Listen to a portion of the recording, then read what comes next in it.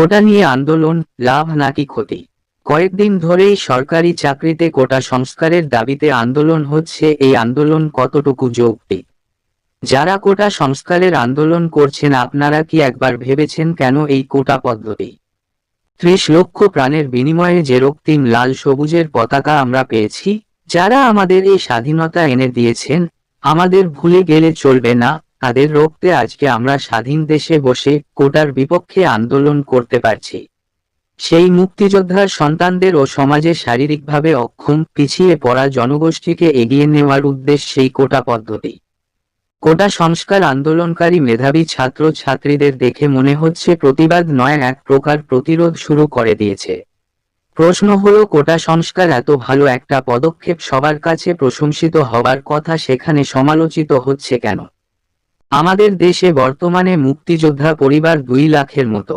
এখানে কোটা 30%, প্রতিবন্ধীর সংখ্যা 20,16,000, এখানে কোটা 1%। দেশে উপজাতি 15,86,000, কোটা 5%।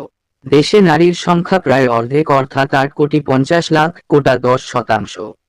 জেলা কোটা আছে প্রায় 10%, যেখানে দেশের প্রায় সব জেলার মেধাবীরাই আছে। এই 9 কোটির জন্য কোটা 56%। বাকি থাকে আরো 8 কোটি মানুষ, যাদের জন্য আছে 44%। এছাড়া জেলার বাসিন্দা হিসেবে সব মেধাবীরাই কোটার আওতায় পড়ে। নারী হিসেবে প্রত্যেক মেধাবী নারী কোটার মধ্যে পড়ে। তাহলে কয়জন কোটার আওতায় পড়ে না, তা বোধগম্য নয়। ইতোমধ্যেই চলমান কোটা সংস্কার আন্দোলন নিয়ে জাতীয় সংসদ অধিবেশনে বক্তব্য রাখার সময় মাননীয় প্রধানমন্ত্রী শেখ হাসিনা বলেছেন, ছাত্রদের দাবির প্রেক্ষিতে সরকারি চাকরিতে কোটা বিলুপ্ত করা হবে। তিনি আরও বলেছেন, সরকারি চাকরির পরীক্ষা যারা দেয় তারা সকলেই মেধাবী। কোটায় যারা, তারা একসাথেই পরীক্ষা দেয়। রিটেনে সবাইকে পাস করতে হয়, এরপরই কিন্তু চাকরিটা দেয়া হয়। সেখানে কোথায় কি সংস্কার? দাবিটা কিন্তু স্পষ্ট না। কোটা নিয়ে আন্দোলন করে কাদের লাভ হলো? প্রত্যক্ষভাবে দেখলে আন্দোলনকারীদের, কিন্তু গভীরে চিন্তা করলে লাভ নয়, তাদের ক্ষতি হলো। আমাদের গ্রাম প্রধান দেশ। বাংলাদেশের প্রায় 80% জনগণ গ্রামে বসবাস করে। এখন ধরা যাক শহরের একটি ছেলে ভালো একটা স্কুলে পড়ে, স্কুল শেষে কোচিং, বাসায় শিক্ষক, নোটবই, ভালো খাওয়া, উন্নত চিকিৎসা, সুস্থ বিনোদন, হাওয়া বদল, কম্পিউটার, ইন্টারনেট, গোটা বিশ্ব আসলে তার হাতের মুঠোয়। কিন্তু পিছিয়ে উত্তরবঙ্গ, দিনাজপুরের রাঙামাটির প্রান্তিক কৃষকের ছেলে মেয়েরা কিন্তু তাদের সাথে লড়াইয়ে টিকবে না। তখন কিন্তু ঢাকার 20টি সেরা স্কুলের ছাত্ররাই পাবে 90% চাকরি। মুক্তিযোদ্ধারা দেশ স্বাধীন করে অন্যায় করেছে, তাদের সন্তানদের কোটার দরকার নেই।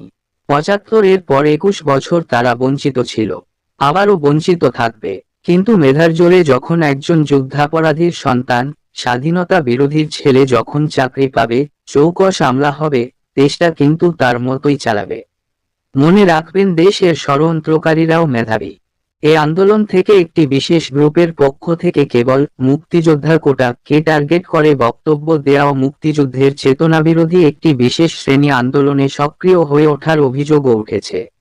মুক্তিযোদ্ধার সন্তানসহ প্রগতিশীল অনেকেই সময়ের প্রয়োজনে কোটার পরিমাণ কমানোর পক্ষে থাকলেও আন্দোলনে বিশেষ গোষ্ঠীর উদ্দেশ্য সম্পর্কে সতর্ক থাকতে হবে। আরেকটি খুবই জটিল এবং বিভ্রান্তিকর বক্তব্য হলো, কোটা আর মেধাবী। মনে হয় কোটা মানেই অমেধাবী। ব্যাপারটি মোটেই তা নয়। কোটা সুবিধা পেতে হলেও তো মুক্তিযোদ্ধার সন্তানদের, নারীদের, উপজাতিদের একটি ন্যূনতম যোগ্যতা অর্জন করেই আসতে হয়। প্রিলিমিনারি ও লিখিত পরীক্ষা পর্যন্ত সবাইকে লড়তে হয় সমান তালেই। কোনো মুক্তিযোদ্ধার এসএসসি পাস ছেলে বা তৃতীয় শ্রেণী পাওয়া উপজাতি কেউ তো আর ম্যাজিস্ট্রেট হয়ে যাচ্ছে না। বলা উচিত কোটা আর নন কোটা, সবাই তো মেধাবী, নইলে পরীক্ষায় অংশ নেয়ার সুযোগ পান কিভাবে? হয়তো 19 আর 20। উন্নত দেশগুলো আমাদের মতো গরিব দেশকে এই ধরনের কোটা সুবিধা দেয় বৈষম্য কমাতে। তাই বৈষম্য কমানোটাই কোটা ব্যবস্থার মূল কথা। মুক্তিযোদ্ধা কোটা 30%, জেলা কোটা 10%, নারী কোটা 10%, অনগ্রসর নৃগোষ্ঠী 5%, প্রতিবন্ধী 1%। কোটার যে হিসাব, তা মিলিয়ে দেখবেন, মেধাবী হতে গিয়ে নিজের এবং দেশের এবং অন্য কত জনের ক্ষতি করলেন। নিউজ বাংলার সময়।